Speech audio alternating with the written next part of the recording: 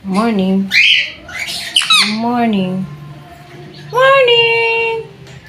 Hi. Morning.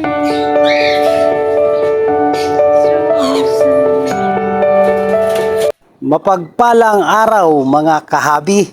So, ang topic natin ngayon at pag-uusapan natin ay paalala sa may mga CWR holder. Paalala sa QBR o yung Quarterly Breeding Report. So, December na po, last quarter na po at magpapasa na tayo ng ating QBR ng last quarter of the year of 2024.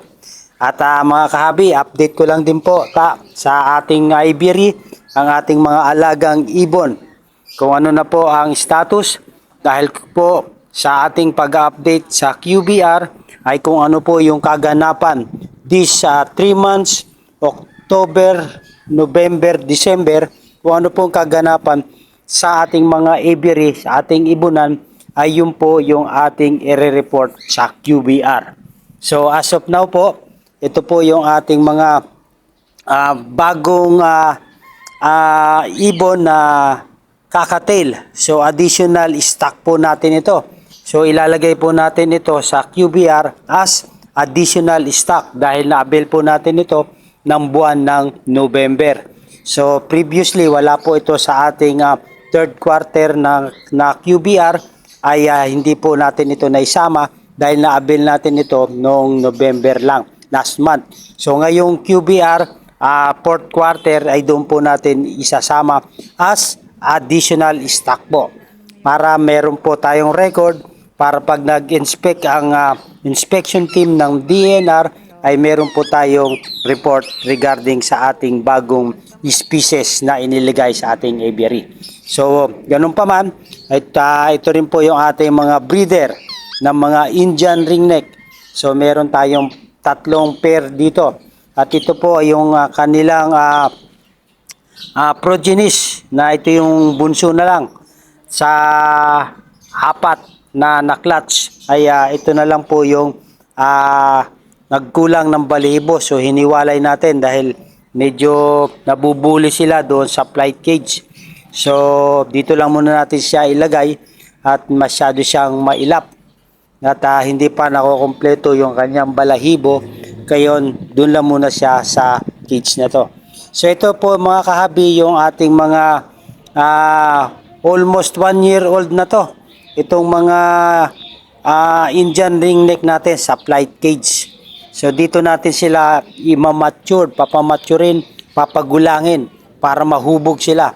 Dahil pag maganda yung kanilang niliparan ay madali po silang mag-mature dahil sa nakakakilo sila. So meron tayo dito na 10 pieces na Indian ringneck. So wala pa po itong mga DNA. So hintay na lang natin na mag-mature sila kung merong natural pairing ang gagawin natin sa kanila. Kung merong makikita tayo na magpe-pair ay doon lang natin sila kukunin at ilalagay natin sa breeding cage. So almost 1 year na sila. So another 1 year pa tayo dahil ang pag-mature nila at ang pagsisimula ng kanilang breed ay 2 years old po and up. So meron nagsasabi na mga breeder may mga 1 year and 6 months daw ay meron na nakakapag-breed na sila. So depende siguro sa kanilang pag-aalaga or depende sa kanilang pamamaraan ng pagbibreed ng kanilang mga ibon. So mas maganda kung maaga dahil matutunan natin kung paano mag-breed ng maaga. So dito naman po tayo sa another aviary natin. Ito naman yung Agapornis fisheries natin mga kahabi.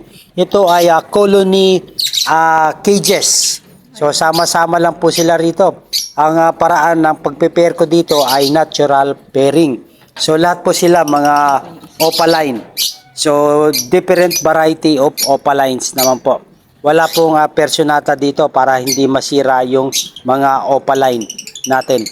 So ito ang ating pangatlong aviary. Ito yung colony cages. So meron na tayo rito mga almost 26 na ibon na Agapornis fisheries bukod pa yung mga progenies natin.